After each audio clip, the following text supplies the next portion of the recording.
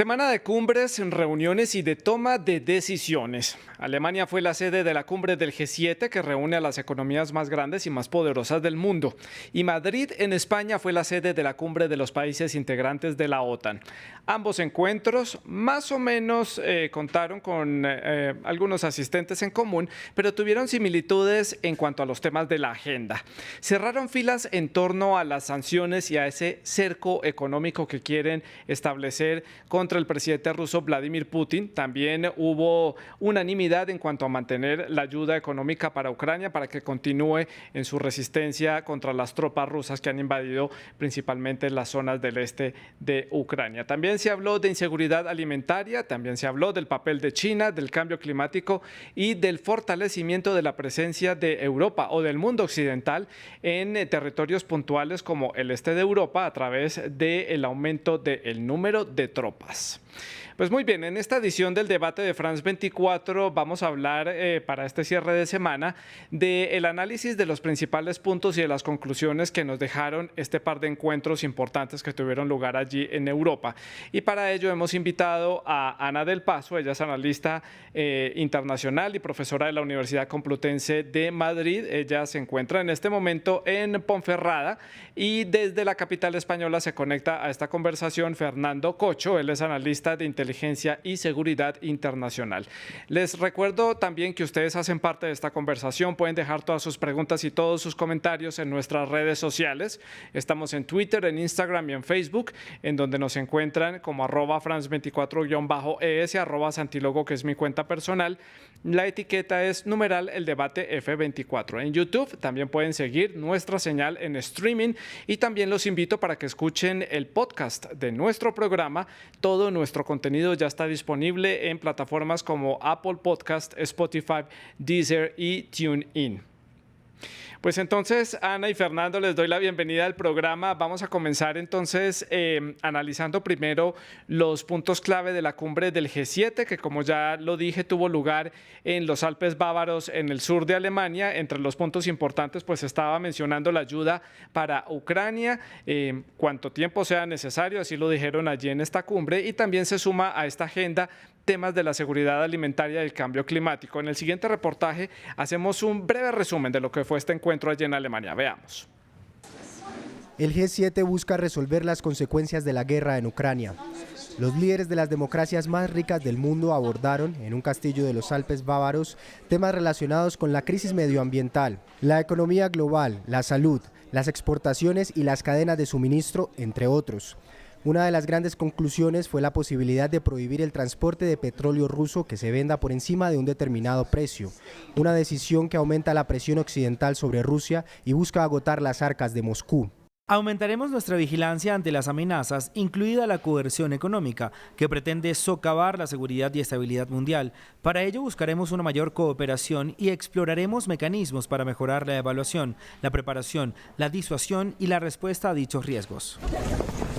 El presidente de Estados Unidos, Joe Biden, anunció que las naciones del grupo prohibirán las importaciones de oro provenientes de Rusia. Italia propuso la posibilidad de limitar el precio del gas ruso, mientras Francia pidió que se limiten los precios de todas las ventas de energía.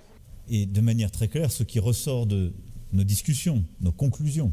Claramente lo que sale de nuestras discusiones y conclusiones no es que Occidente esté opuesto al resto del mundo, sino unido en la paz en contra de la guerra. Rusia no puede y no va a ganar y por lo tanto nuestro apoyo a Ucrania y nuestras sanciones contra Rusia van a continuar durante el tiempo que sea necesario y con la intensidad que sean necesarias. El G7 también ayudará en la financiación de las necesidades inmediatas de Ucrania, así como la reconstrucción de su economía a largo plazo. Y aunque el grupo de los 7 planea destinar $4.500 millones a la lucha contra el hambre en el mundo, el Programa Mundial de Alimentos de la ONU aseguró que se necesitarán como mínimo $22.200 millones este año para afrontar lo que han denominado la peor crisis de hambre en una generación. Bueno, pues doy paso entonces a nuestros invitados que se encuentran en España. Ana, bienvenida. Quiero comenzar preguntándole por sus impresiones de esta cumbre del G7 en Alemania. Cerraron filas estas 7 economías, las más poderosas del mundo, en torno a un tema en común y es ese cerco económico al presidente ruso Vladimir Putin y a la economía rusa. Bueno, a ver, esta fue una antesala de lo que, sobre todo la parte energética, económica y bueno, también todos los temas del COVID, el tema de salud, que es importantísimo porque seguimos en pandemia, y temas tecnológicos y sobre todo de recursos energéticos y alimentaria. Si no evitamos el problema con el trigo y cebada de Ucrania, pues que es el máximo exportador y productor de trigo y exportador hacia África, pues la crisis alimentaria y los precios pueden repercutir globalmente y sobre todo de forma directa a África. Uno de los puntos más importantes que yo veo que se ha puesto sobre la mesa con tanto y sonante es que han dicho que están dispuestos a conceder o han prometido o prestado en ayuda humanitaria 28.000 millones de euros. Esto es una cifra que es bastante superior de la que estaba prevista y gran parte de ella va a ir destinada a la recuperación, la reestructuración de Ucrania, que ya se ha comprometido a realizarla en el posconflicto.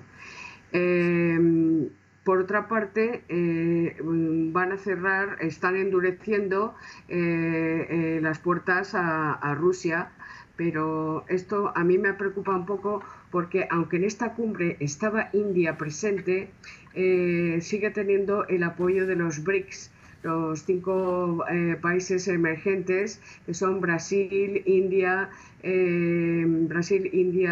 China, Rusia y Sudáfrica.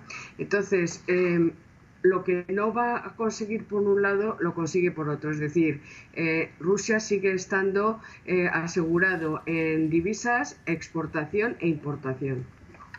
Y Fernando, también le doy la bienvenida al programa, su opinión, su perspectiva sobre este encuentro del G7, que tal vez da la impresión que este pulso entre Occidente, digámoslo así, o estas 7 economías más importantes del mundo contra Rusia, pues prácticamente ya está entrando en un punto que es completamente irreversible. Se tomaron decisiones importantes para seguir haciéndole cerco a la Federación Rusa.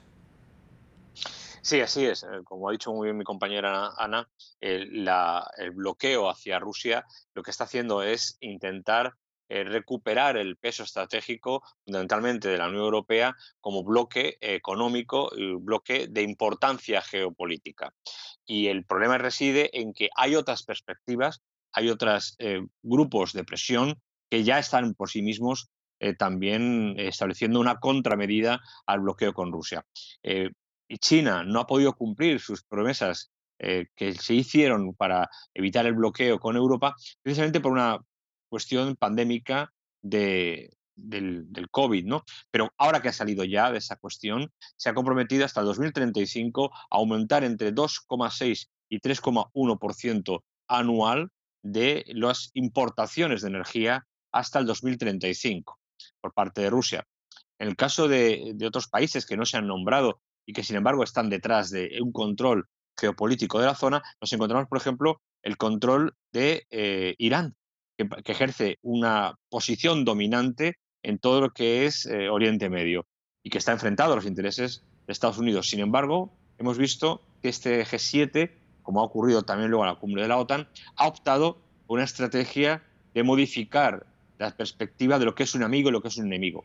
Volvemos a una guerra de bloques en el que incluso Estados Unidos está negociando con el propio Irán y está negociando con Venezuela para la compra de combustible y fortalecimiento de la cadena del diésel, ¿no? Del gasóleo, sí, por decirlo de alguna manera.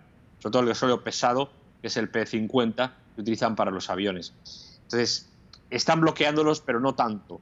Entonces, se está intentando recuperar una unidad en el G7 para evitar, por ejemplo, en el caso de India, que se alinee, cosa que no van a conseguir, con China, para que se incorpore a esa evolución del comercio de la ASEAN y controlen dentro de 3 años 2/3 de la economía del mundo en Asia Central y en Asia en Oriente Medio, también oriental, lo que es Sí. el Extremo Oriente. Fernando, continúo con usted. Hacemos la ronda a la inversa. Precisamente el presidente de Estados Unidos, Joe Biden, insistió en la unidad para hacer frente a los retos que nos estamos enfrentando. Son las palabras textuales del presidente de Estados Unidos. ¿Qué tan sólido se muestra el G7 después de esta reunión?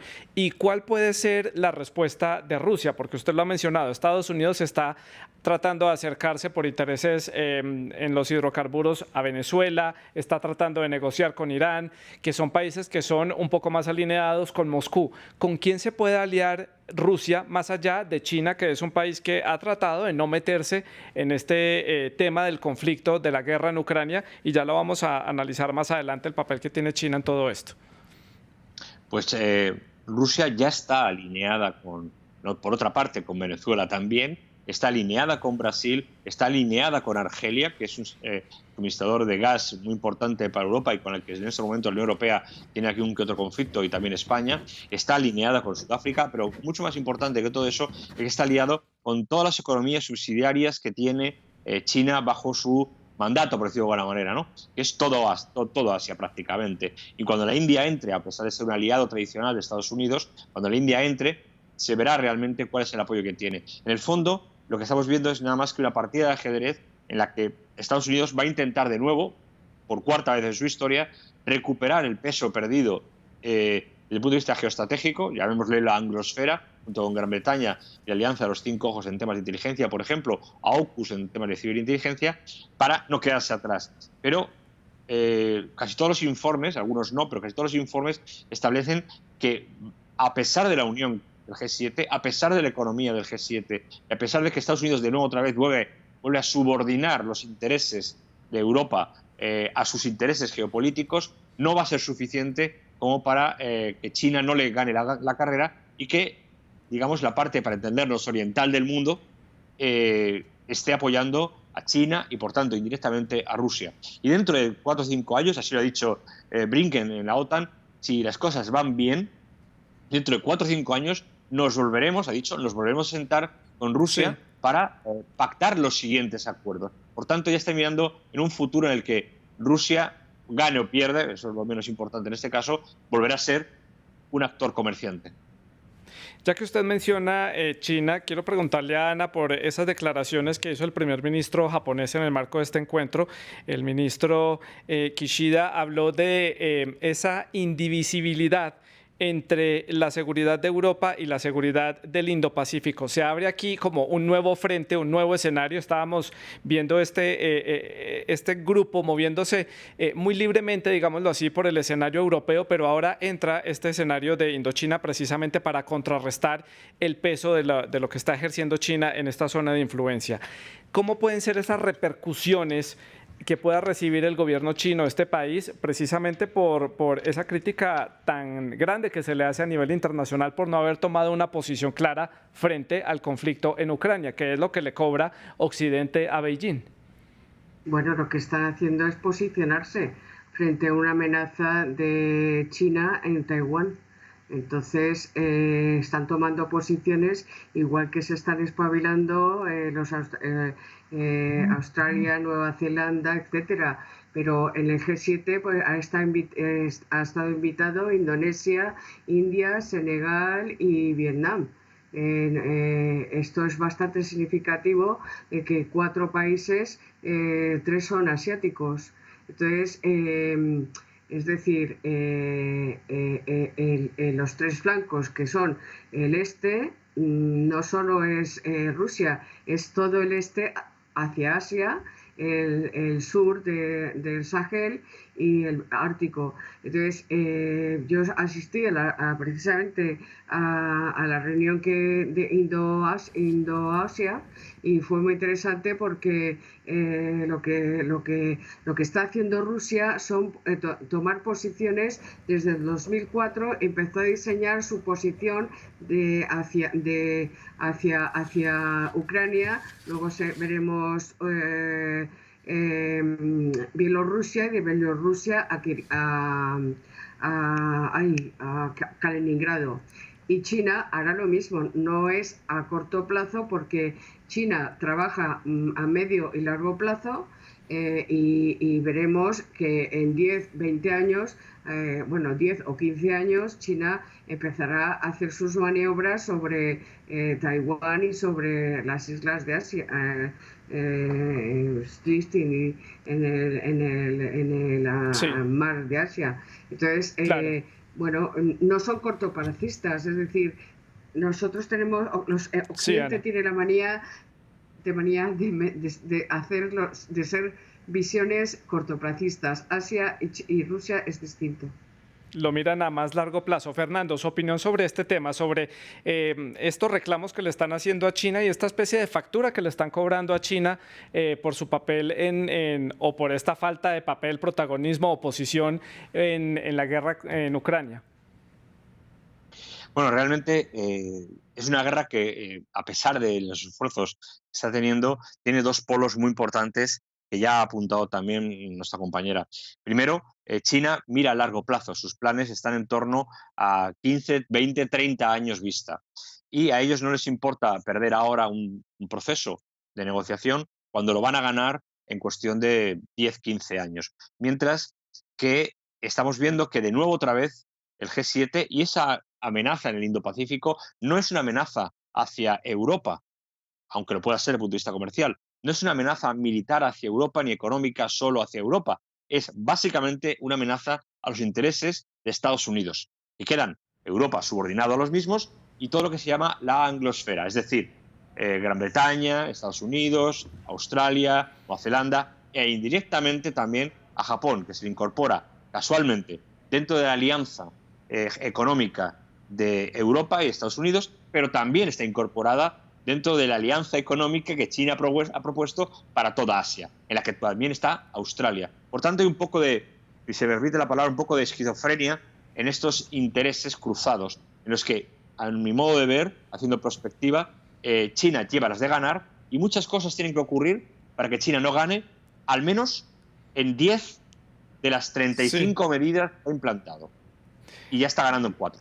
Bueno, este tema lo voy a ampliar ahora que hablemos de la reunión de la OTAN para ir cerrando el tema del G7. Queda sobre la mesa un tema importante y es esas declaraciones del gobierno italiano de tratar de reducir la dependencia del gas ruso. Vuelve y queda otra vez Europa mostrando esa vulnerabilidad energética que tiene ante el suministro ruso. No comprarle oro a Rusia, aumentar ese veto a la producción de petróleo. La Unión Europea dijo que se muestra confiada en que dentro del marco del G7 se puedan dar algunas soluciones precisamente para cortar esos nexos energéticos y económicos que tienen entre Moscú y Bruselas y los países que componen el G7, que en este caso pues el más destacado sería Alemania dentro de la Unión Europea, Francia e Italia. Su perspectiva, Fernando, de este tema que tanto preocupa a Europa.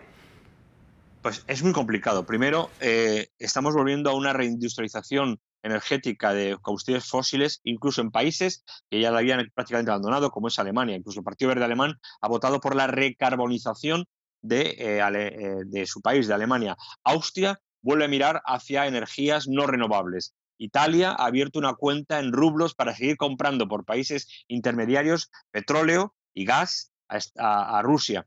Por tanto, la dependencia energética que tenemos, que seguimos teniendo y que hoy en día sigue teniendo, es altísima. Y el tiempo que se requiere para no tener esa dependencia se requiere en torno a 5 a 8 años para lograr una auténtica independencia energética. En 5 a 8 años es mucho tiempo.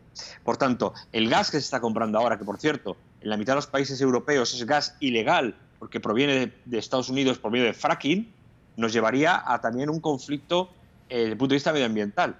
Pero la economía pasa por delante del medio ambiente en este caso y el G7 está intentando reposicionarse estratégicamente a medio y largo plazo para sobrevivir, ni siquiera para ganar, por lo menos para ser los segundos en la carrera y no ser ni los cuartos ni los quintos. Ana, puntualmente, su perspectiva sobre este tema, su opinión. Bueno, a ver, están las energía eólica, la solar, la hidráulica, la geométrica, maremotriz. Estoy mirando aquí un montón de energías que tienen que ser la alternativa a los fósiles y al petróleo. bueno, al gas también, pero el problema está en que nosotros, por ejemplo, en España, o sea, Francia, bueno, es 90% nuclear, aunque le compra gas a España, pero nosotros, a Alemania, pese a que uno de sus miembros, uno de los partidos del gobierno es el Partido Verde, pues vuelve otra vez a las minas de carbón que son altamente Contaminantes. contaminantes.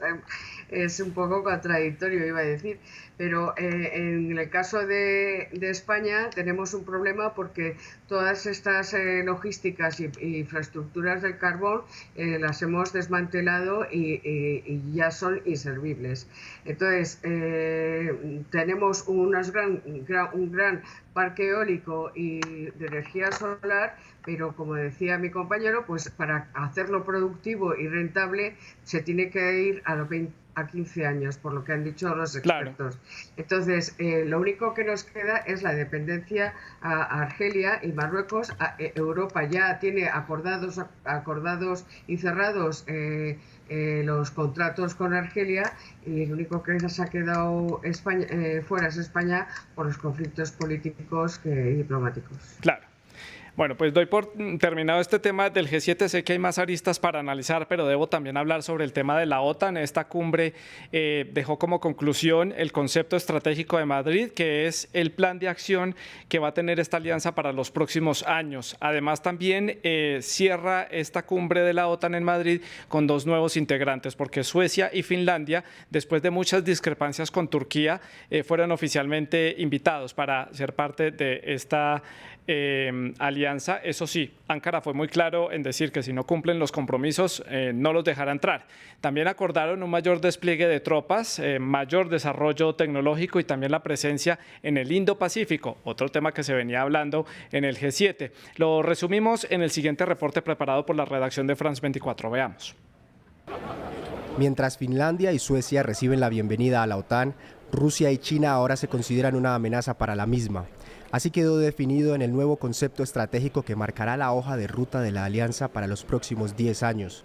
En una decisión militar histórica que no se registraba desde la Guerra Fría, la organización acordó reforzar el flanco oriental con 300.000 tropas de cara a la guerra rusa que asedia a Ucrania, y los países miembros se comprometieron a dar un paquete de apoyo integral a largo plazo para que Kiev enfrente la agresión de Moscú.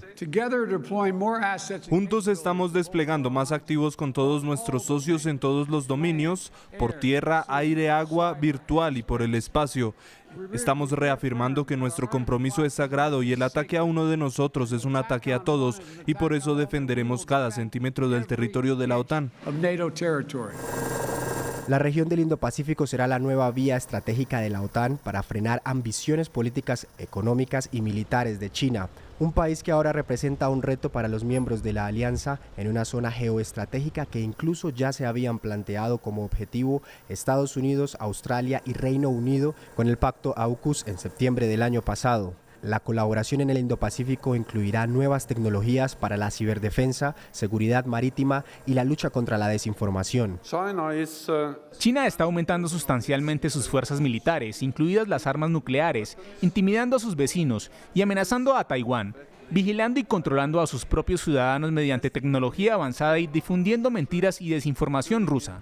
Los jefes de Estado y de Gobierno dejaron claro que la crisis económica y alimentaria que afecta a varios países no es a causa de las sanciones occidentales, sino por los bloqueos de Rusia a los puertos ucranianos, y aseguraron que aunque apoyan a Ucrania y cada centímetro del territorio de la OTAN, la alianza militar no hace parte del conflicto. Fernando, la impresión que tiene uno en el mundo occidental es que la OTAN sale muy fortalecida de este encuentro en Madrid.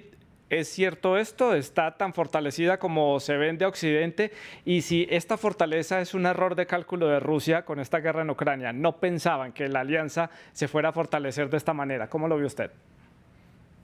Bueno, evidentemente es un error de cálculo por parte de Rusia, porque sus informes de inteligencia hablaban de otras derivadas militares en cuanto al compromiso por parte de la Unión Europea. Lo que es una declaración explícita de un abandono de lo que es la potencia militar independiente de Europa, lo que llamamos el euroejército, y volver otra vez a la época de los años 40-50, en los que había una dependencia militar absoluta y los intereses geopolíticos de Estados Unidos en el Indo-Pacífico. Con perdón de la expresión, a nosotros no se nos ha perdido absolutamente nada en el Indo-Pacífico. Se le ha perdido a Gran Bretaña, se ha perdido a Estados Unidos, se le pierde a Australia, pero no se le pierde a Alemania, a Francia, a España, a Italia, no se le pierde nada allí. Pero sin embargo estamos implicados. Y por otro lado, el error estratégico, que ha sido un beneficio para nosotros, es que las visiones que tenía Turquía sobre Suecia derivan en que primero están los intereses geopolíticos y luego los intereses democráticos. Suecia era el lugar donde los kurdos, que eran exiliados políticos y que para Ankara eran terroristas, ya no van a estar, ya no pueden estar allí como refugiados, se van a ser entregados directamente a Turquía bajo petición internacional. Por tanto, prima los derechos económicos y geopolíticos sobre la democracia y los intereses de los derechos humanos. Sabemos lo que Turquía va a hacer. Y hay algo muy importante que la gente no está comprendiendo. La unión de Suecia a la OTAN es una unión muy particular. Primero, no acepta energía nuclear, armamento nuclear en su territorio. Segundo, no acepta bajo ningún concepto bases permanentes de la OTAN. Y tercero, y más importante, no aceptará nunca que haya, según el mandato que ellos quieren, no habrá nunca mandato de la OTAN no sueco sobre tropas que estén en Suecia. Es decir, las tropas temporales que estén en Suecia de la OTAN, rotatorias, siempre han de estar bajo el mandato de Suecia. Sí. Por tanto, es una unión un poco rara. Y está levantando muchísimas ampollas en los Balcanes. Gente que lleva intentando entrar en la Unión Europea y en la OTAN mucho tiempo y ahora, sin embargo, ven que se le pasa un sorpaso por parte de estos países. Claro. Y hay conflictos. Yo creo que va a haber conflictos porque las cosas no están nada claras. Uno de los reclamos viene precisamente de Ucrania. El presidente Zelensky dijo, bueno, queremos entrar a la OTAN y ¿para cuándo puede ser nuestra incorporación? Vamos a analizar ese punto. Antes le quiero preguntar a Ana sobre precisamente esos dos nuevos integrantes que fueron invitados después de este rifirrafe con Ankara. Si algo no quería Moscú era tener fronteras de la OTAN cerca. Ahora va a tener nada más y nada menos que 1.300 kilómetros de frontera con la OTAN por esa frontera común que tiene con Finlandia, un país con el que también tiene un nexo histórico. En el pasado, Finlandia fue parte del Imperio Ruso. Ana, su opinión sobre la incorporación de estos dos países. Bueno, me hace gracia lo de que Finlandia fue parte del Imperio Ruso. A ver, Rusia invadió en la Segunda Guerra Mundial, se quedó con el 10% del terreno de territorio finlandés. ¿Qué es lo que va a hacer ahora con Ucrania? Si no quiere que Zelensky, que la guerra se repare sine die. Pero vamos, no sé, estamos incorporando, vamos a pasar de 30 a 32 miembros de la OTAN que van a aportar dinero, van a aportar tropas con las que ya tenemos entrenamiento, ya han participado en maniobras y tienen una calidad excelente, han participado en misiones de cascos azules muchísimo antes que España, luego además tienen experiencia en armamento de última generación, o sea que no estamos aceptando a cualquiera, esto quiero dejarlo bien claro, es la élite de la élite. Y luego en una zona estratégica muy importante, porque está además al lado de los países bálticos, que yo estoy mirando de reojo la amenaza que yo ya llevo anunciando desde hace tiempo y que la repito porque ya ha dicho hoy el Kremlin, le ha dicho también Putin que después que de Rusia van a pasar a sus amigos de Bielorrusia para saltar a Lituania y de ahí coger estar con su pequeña pequeña islita, pequeña zona de Kaliningrado. Sí. Entonces nos viene súper bien tener a Suecia y Finlandia, pero que no va a ser ni hoy ni mañana, que tiene su proceso, es decir, ahora tiene que ir al Parlamento, en fin, tiene su proceso. Claro. Entonces, en cuanto a lo de Erdogan y la negociación y tal, yo estuve en la rueda de prensa de Erdogan y Erdogan, Erdogan, empezamos por que iban a ser 16 los extraditados. Ana, por favor, muy puntual porque ya me quedan pocos minutos para finalizar el programa, por favor. Vale. Erdogan pidió 16 y 16 se ha llevado a 73. Es decir, 73 miembros del PKK, supuestamente de terroristas, que habían participado en el 2014 en el intento de golpe de Estado. Es decir, que podemos decir que Erdogan pedía 160 y se lleva a extraditados 73. Sí. Bueno, pues es un quid pro quo. Fernando, ¿cuál puede ser entonces la respuesta rusa a este tipo de incorporaciones, a estas medidas, a este despliegue de tropas adicionales en los países bálticos, a reforzar la presencia en cuanto a infraestructura militar en Polonia? Ellos han dicho que no ven ningún problema en que Suecia y Finlandia entren en la alianza, pero ¿cuál puede ser la respuesta rusa? La respuesta rusa ya se publicó por parte del Kremlin, por parte de Putin, en una conferencia hará en torno a unos 6 meses, justo un poquito después de la invasión. Dijo que él hacía lo que hacía para proteger su zona estratégica, su cinturón de seguridad con el Donbass y la incorporación de Ucrania. En ningún momento nadie sensato puede pensar que Putin quisiera invadir Ucrania, para lo cual hace falta casi medio millón de personas, medio millón de soldados más el reemplazo. No, lo que va a hacer, lo que ha hecho, es controlar un territorio, bombardeándolo con misiles de última precisión, y someter al miedo a Ucrania, que se le había engañado diciendo que estaría dentro de la Unión Europea y la OTAN. Y lo que va a hacer Rusia, lo que ya ha dicho que va a hacer Rusia, es plantearse ir hasta Transnistria, que tiene 24.000 cabezas de misiles, y es una escisión de la República Moldava, y por tanto muy peligroso, cerraría el cerco y dejaría a Ucrania sin ningún tipo de salida al mar. Y segundo, lo que va a hacer es, en el enclave de Kaliningrado, reforzarlo militarmente. Es un enclave que es suyo.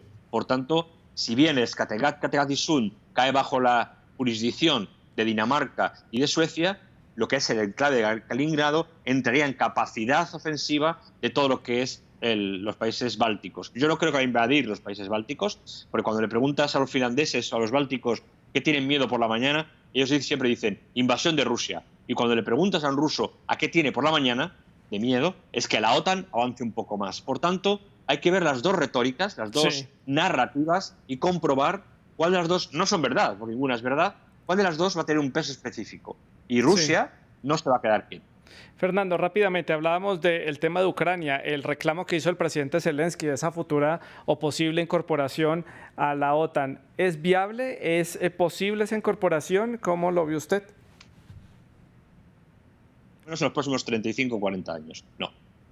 No es posible. Imposible. Ana, su perspectiva sobre esa sí. posible incorporación, ese reclamo hecho por Kiev. Pues muy rápido. La OTAN establece que un país que está en conflicto con otro país no puede incorporarse hasta que no resuelva ese conflicto. Por consiguiente, Ucrania, hasta que no resuelva el problema con Rusia, no puede incorporarse.